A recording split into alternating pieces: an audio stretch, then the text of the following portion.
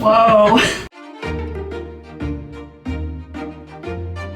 These are the voyages of Treasured Times, her continuing mission to explore the oceans of South Florida and the Caribbean, to seek out unknown islands and forgotten places, to give an unforgettable adventure to everyone who is welcomed aboard.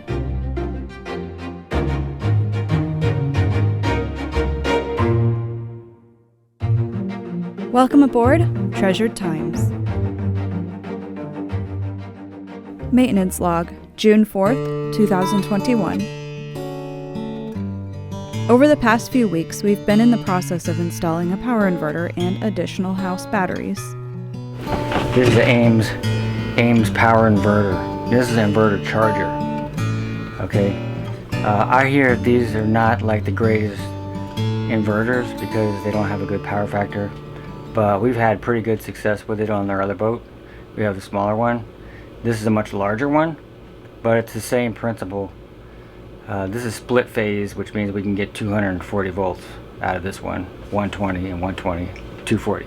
We can also get neutral for 120 volt outlets, your plugs, refrigerator, stuff like that.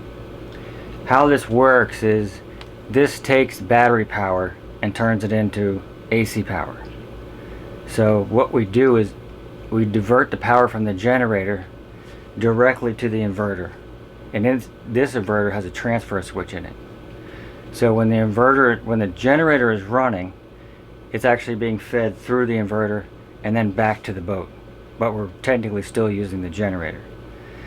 Once the batteries have become fully charged, we can switch off the generator and the batteries will power the inverter. That transfer switch will switch to the inverter power and will feed that same current back to the house power. And as long as our batteries are charged, we run on batteries.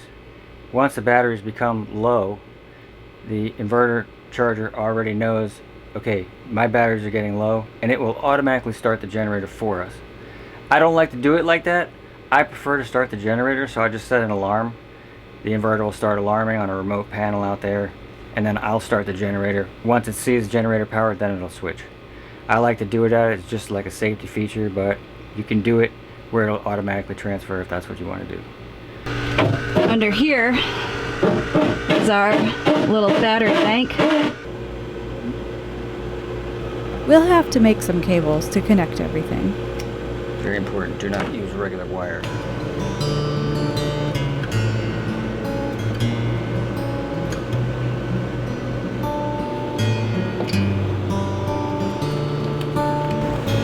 Look at that. That's the fun part. It looks professional. Yep. Boom. Good. Alright, that's all that. Okay. You look at the strainers. While Mike is finishing up with the cables, I'm going to work on something else. Part of boat maintenance is cleaning out the strainer baskets periodically. I just checked them all. The only one that needs cleaned out is the aft cabin air conditioner. So it's right over here. I put a light on it. It's hard to see, but there's a lot of growth on the outside of the glass. On the glass there on the inside, not the outside, the inside. Gotta start by closing the seacock here. Close it. It says hand tight only. So get it opened up here.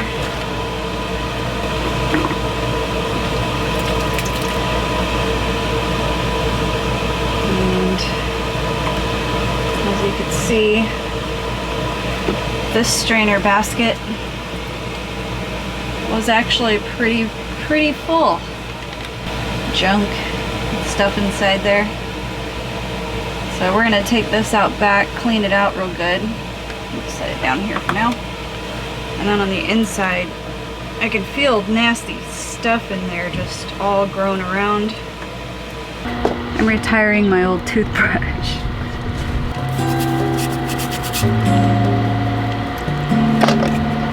Ah, there it is.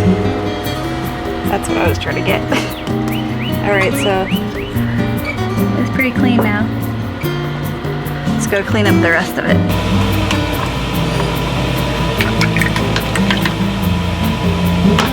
I'm gonna open the valve and just kind of let some of this dirty water out.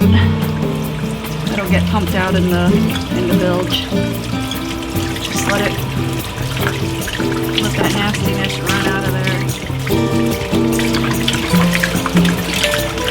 Yeah, water looks pretty clean now. So shove this in there. Close this off so I can shut it down. Alright, so now you could see I don't know if you could see it, you could see the basket in there now. It's kind of hard to see still. Tighten it with the rag here.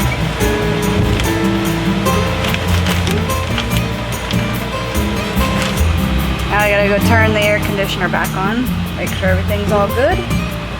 Should be good to go. And I'm gonna go in through here and try to clean up those things that came out of there. Ew. What are you doing? What? What are you doing? We're getting ready to run the battery cable to the lithium ion bank, to the inverter.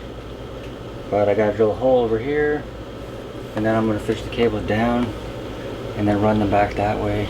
So down through here, under the floor. and here. But I have to drill a hole, and I have to make sure I'm not gonna drill a hole in the bottom of the boat.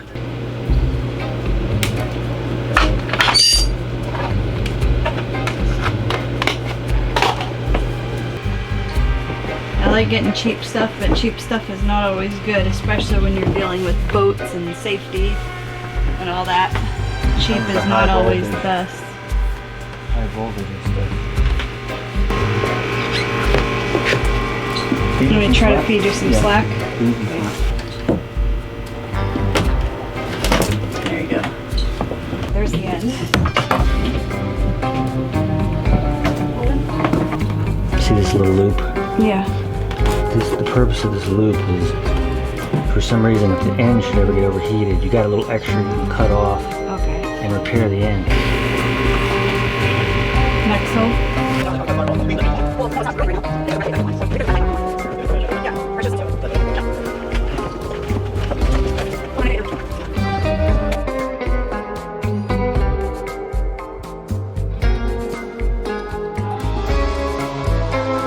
That was fun. What's the next trick?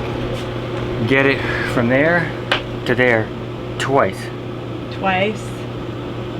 Uh-oh. Yeah. 2 times.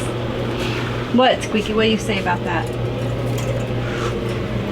Alright. He's like, you guys. Yeah, Squeaky's the smart one. Is there enough room?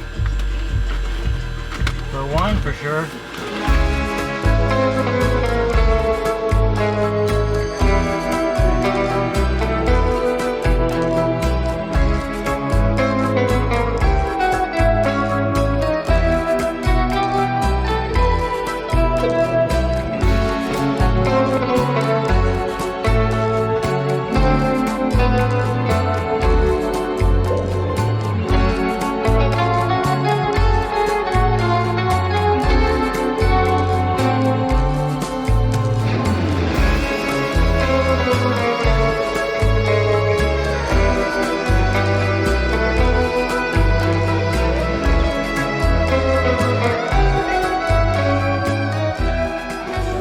This is a neutral ground. Right? Neutral ground. On boats we don't have this. This bonds your neutral to your grounds. But on boats, because we don't have ground, we don't do this. We have an independent ground system. That's ground. And then we have an independent neutral system, which is neutral. They never touch together.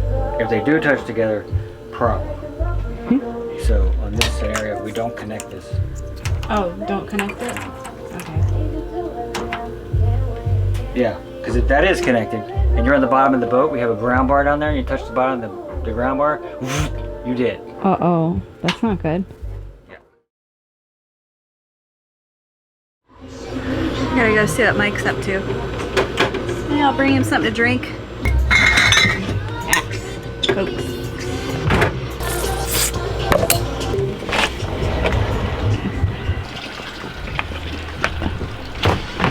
I brought you a Coke. I love that. I don't even know where to start. Oh, well, it looks like you started. Well, I cut a big hole in the floor. Fuel tank, port fuel tank removed.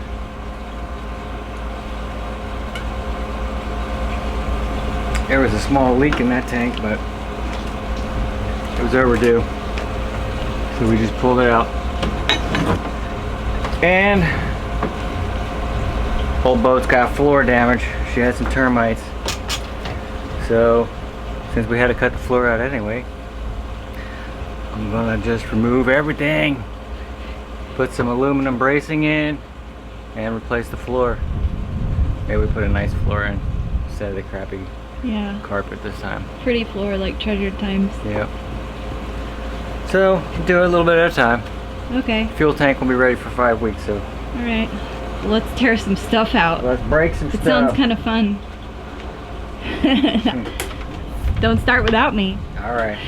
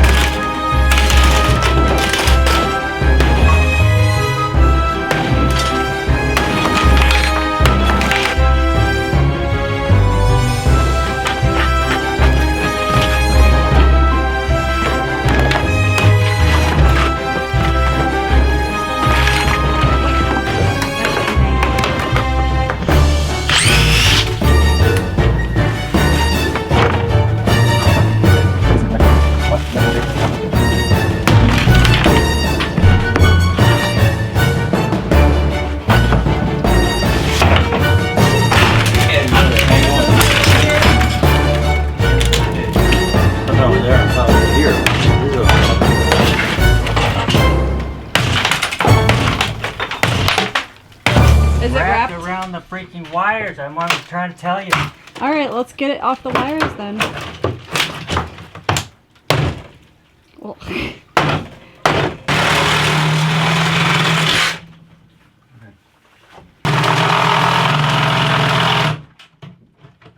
How many times I fought getting wires up and down this stupid chase? Imagine. Now here we are taking the freaking floor out.